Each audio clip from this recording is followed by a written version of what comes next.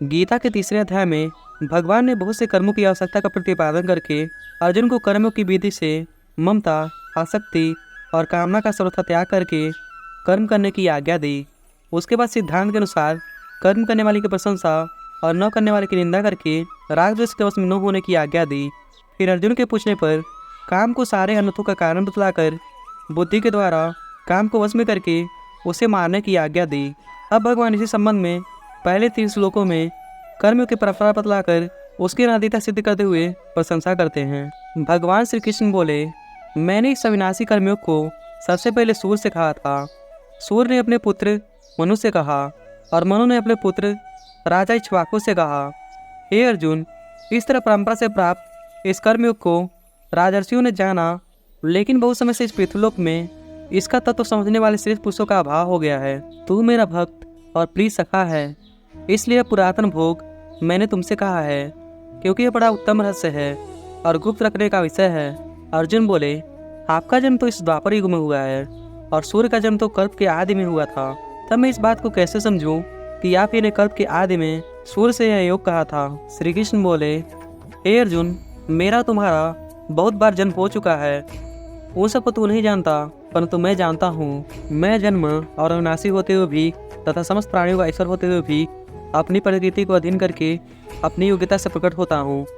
हे अर्जुन, जब जब धर्म की हानि होती है और अधर्म की वृद्धि होती है, तब तब मैं अपने साकार रूप को लोगों के सामने प्रकट करता हूँ। साधु पुरुषों का उद्धार करने के लिए, पाप करने वाले का विनाश करने के लिए और धर्म की अच्छी तरह स्थापना करने के लिए मैं हर युग में प्रकट होता हूँ। हे अर्जुन, मेरे जन्म और कर्म निर्मल और अलौकिक हैं। जो मनुष्य इस तत्व को जान लेता है वह शरीर को त्याग कर फिर जन्म नहीं लेता, क्योंकि वह मुझे ही प्राप्त हो जाता है। पहले भी जिनके राग, भय और क्रोध सर्वथा नष्ट हो गए थे और जो मुझ में अनन्य प्रेम पूर्वक स्थित रहते थे, ऐसे मुझ में आश्रित रहने वाले बहुत से भक्त ज्ञान और तत्व से पवित्र होकर मेरे स्वरूप को प्राप्त हो चुके हैं। हे अर्जुन, जो भक्त मुझे जिस प्रकार पूजते हैं मैं उसे उसी प्रकार प्राप्त होता हूँ, क्योंकि सभी मनुष्य सब प्रकार से मेरे ही मार्ग का अनुसरण करते हैं। इस मनुष्य लोक में कर्मों के फल के चाहने वाले लोग देवताओं का पूजन किया करते हैं, क्योंकि उनको कर्मों से उत्पन्न होने वाली सिद्धि शीघ्र ही मिल जाती है।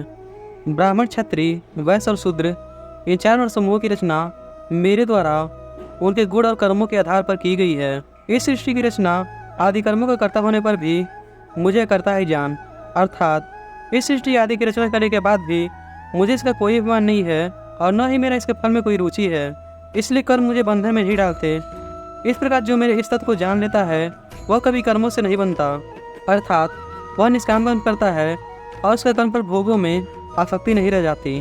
जो मनुष्य जन्म मरण रूप सांसारिक बंधन से मुक्त होकर केवल परमात्मा को प्राप्त करना चाहता है, जो सांसारिक भोगों से दूर हो गया है और जिससे इस लोक और परलोक की भोग की इच्छा नहीं होता, उसे मुमुक्षु कहते हैं। पूर्व काल में मुमुक्षुओं ने जिस प्रकार कर्म किए हैं, वैसे ही तू भी पूर्वजों के द्वारा हमेशा से किए जाने वाले कर्मों को ही कर। कर्म क्या है और अकर्म क्या है, इसका निर्णय करने में बुद्धिमान पुरुष भी मोहित हो जाते हैं। इसलिए कर्म तत्व मैं तुम्हें भली भांति समझा कर कहूँगा, जिसको जानकर तो कर्म बंधन से हमेशा के लिए मुक्त हो जाएगा। मनुष्य यही जानता है कि शास्त्रविद कर्तव्य कर्मों का नाम ही कर्म है, परंतु इतना जान लेने मात्र से कर्म का स्वरूप नहीं जाना जा सकता। मनुष्य यही समझ लेता है कि मन, वाणी और शरीर द्वारा की जाने वाली क्रियाओं का स्वरूप से त्याग कर देना ही अकर्म है, परंतु इतना समझ लेने मात्र से अकर्म का वास्तविक स्वरूप नहीं जाना सकता। झूठ, कपट, चोरी, व्यभिचार, हिंसा आदि पाप कर्म का नाम ही विकर्म है, पर इतना जान लेने मात्र से विकर्म का स्वरूप यथार्थ रूप से नहीं जाना सकता, क्योंकि शास्त्र के तत्व को न जानने वाले ज्ञानी पुण्य को भी पाप मान लेते हैं और पाप को भी पुण्य मान लेते हैं। एक ही कर्म किसी के लिए कर्म और किसी के लिए विकर्म हो जाता है। जैसे दान लेकर, वेद पढ़ाकर और यज्ञ कराकर जीविका चलाना ब्राह्मण के लिए कर्तव्य है, किंतु दूसरे वर्णों के लिए यही कर्म पाप है।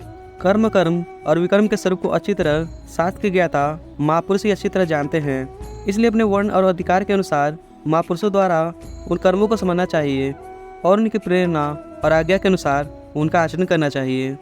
कर्म क्या है, अकर्म क्या है और विकर्म क्या है, इसका निर्णय हर एक मनुष्य नहीं कर सकता। जो विद्या बुद्धि की दृष्टि से पंडित और बुद्धिमान हैं, वे भी कभी कभी इसका निर्णय नहीं कर पाते। इसलिए कर्म के तत्व को भली भांति जानने वाले महापुरुषों से इसके तत्व को समझना आवश्यक है। जो मनुष्य कर्म में कर्म और अकर्म में कर्म देखता है, अर्थात जो मनुष्य शास्त्रों का ज्ञाता है और सभी कर्म सोच समझ कर करता है, वह सभी मनुष्य से बुद्धिमान है। जिसके सभी कर्म बिना किसी कामना और संकल्प के होते हैं और जिसके कर्म फल की इच्छा ज्ञान रूपी अग्नि के द्वारा भस्म हो गया हो, उस महापुरुष को ज्ञानी लोग भी पंडित कहते हैं। जो पुरुष कर्म फलों की आसक्ति का सत्ता त्याग करके इस संसारी मोह माया से रहित होकर केवल परमात्मा में मन लगाता है, वह सभी कर्मों को करते हुए भी कर्म बंधन में नहीं बनता। जिसने अपने शरीर, मन और इंद्रियों को अच्छी तरह से वश में कर लिया हो, जिसने सभी तरह के भोगों का परित्याग कर दिया हो, ऐसा मनुष्य यदि यज्ञ, दान आदि कर्मों का अनुष्ठान न करके केवल शरीर संबंधी खान पान आदि कर्म करता हो, तो भी वह पाप का भागी नहीं होता। जो बिना इच्छा के अपने आप से प्राप्त हुई वस्तु से हमेशा संतुष्ट रहता है, जिसमें ईर्ष्या की भावना का अभाव हो गया है, जो सुख दुख में हमेशा एक समान आचरण करता है, ऐसा मनुष्य कर्म करते हुए भी कर्म बंधन से मुक्त हो जाता है। जिसका भोगों में आसक्ति नहीं होता, जो ममता से रहित हो गया है, जो हमेशा परमात्मा के ज्ञान में ही स्थित रहता है और निस्वार्थ भाव से दूसरों के लिए कर्म करता है, वह कर्म बंधन से मुक्त हो जाता है। यदि हवन करने वाला पुरुष अग्नि में आहुति दिए जाने वाली सभी पदार्थों को ब्रह्म का ही स्वरूप मानता है, उस पुरुष का ब्रह्म में ही कर्म समाधि होती है। उसके लिए सभी कर्म ब्रह्म रूप बन जाते हैं। ब्रह्म के सिवाय कर्मों का अपना कोई अलग स्वरूप नहीं रहता। ब्रह्म में ही कर्म समाधि होने से जिसके संपूर्ण कर्म ब्रह्म रूप के बन गए हैं, उसे फल के स्वरूप में ब्रह्म की प्राप्ति होती है, क्योंकि उसकी दृष्टि में ब्रह्म के सिवाय किसी और की सत्ता नहीं रहती। कुछ योगी जन देवताओं के पूजन के लिए दैव यज्ञ का भली भांति अनुष्ठान करते हैं और कुछ योगी जन परब्रह्म परमात्मा के पूजन के लिए अभेद दर्शन रूप यज्ञ का हवन किया करते हैं। कुछ महापुरुष अपने सभी इंद्रियों को वश में कर लेते हैं, जिससे उनका मन कभी विचलित नहीं होता और सांसारिक विषय भोगों में उनका कोई आसक्ति नहीं रह जाता। और कुछ महापुरुष अपनी इंद्रियों के वश में करके राग द्वेष से रहित होकर परिस्थिति के अनुसार अपनी योग्यता से प्राप्त हुई वस्तु को ग्रहण करते हैं। कुछ महापुरुष इंद्रियों के संपूर्ण क्रियाओं को ज्ञान से प्रकाशित करके मन बुद्धि सहित संपूर्ण इंद्रियों और प्राणों की क्रियाओं को रोककर समाधि में स्थित हो जाते हैं। कुछ महापुरुष वन धन के अनुसार न्याय से प्राप्त किए हुए धन को ममता, आसक्ति और फल की इच्छा का त्याग करके लोक सेवा में लगाते हैं। कुछ महापुरुष परमात्मा की प्राप्ति के उद्देश्य से केवल 2 वस्त्र धारण करके, अन्न का त्याग करके, केवल फल या दूध खाकर ही शरीर का निर्वाह करते हुए वन में भ्रमण करते हैं। कुछ महापुरुष योग रूप यज्ञ करते हैं। कुछ महापुरुष शास्त्रों का अध्ययन करते हैं और भगवान की स्तुति का पाठ करते हैं। वेद और वेदांगों का अध्ययन करते हैं। बाहर की वायु का भीतर प्रवेश करना श्वास कहलाता है, इसी को अपान वायु कहते हैं। इसी तरह भीतर की वायु का बाहर निकलना प्रश्वास कहलाता है, इसी को प्राण वायु कहते हैं। कुछ महापुरुष बाहर की वायु को नासिका के द्वारा शरीर में ले जाकर रोक कर रखते हैं और कुछ महापुरुष अंदर की वायु को नासिका द्वारा शरीर से बाहर निकालकर रोक कर रखते हैं। कुछ महापुरुष बार बार श्वास को रोकने का अभ्यास करते हैं और इसी को परमात्मा की प्राप्ति का साधन मानते हैं। ऐसे महापुरुष अपने कर्मों द्वारा अपने सभी पापों का नाश कर देते हैं।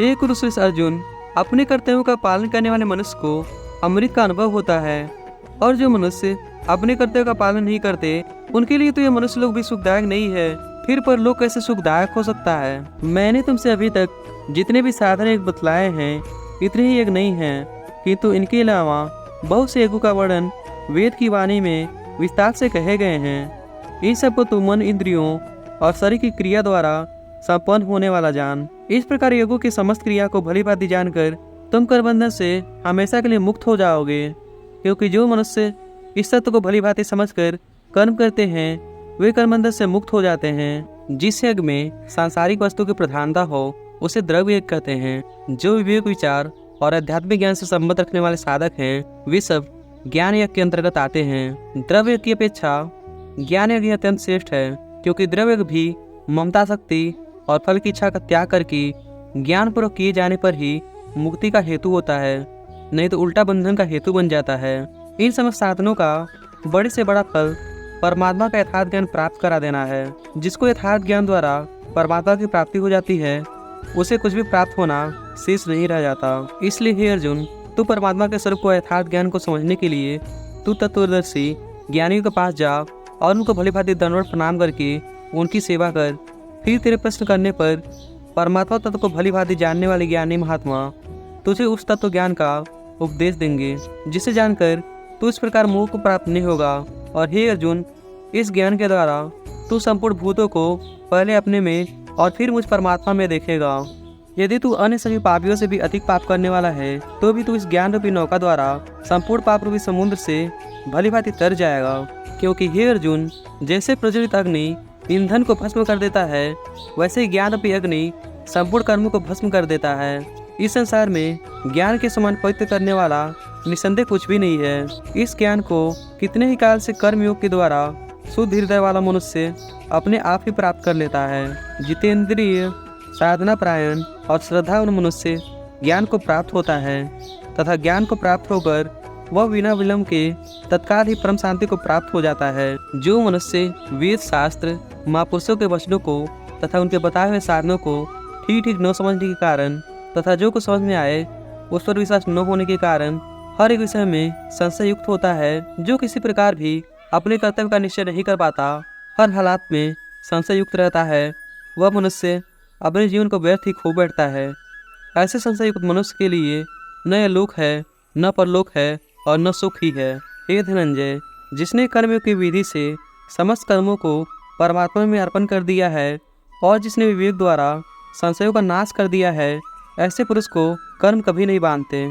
इसलिए हे भरतवंशी अर्जुन, तू हृदय में स्थित ऐसा ज्ञान जनित अपने संशय को ज्ञान रूपी तलवार द्वारा छेदन करके कर्मयोग में स्थित हो जा और युद्ध के लिए खड़ा हो जा। दोस्तों, श्रीमद् भागवत गीता का 4था अध्याय यह समाप्त होता है। हरे कृष्ण।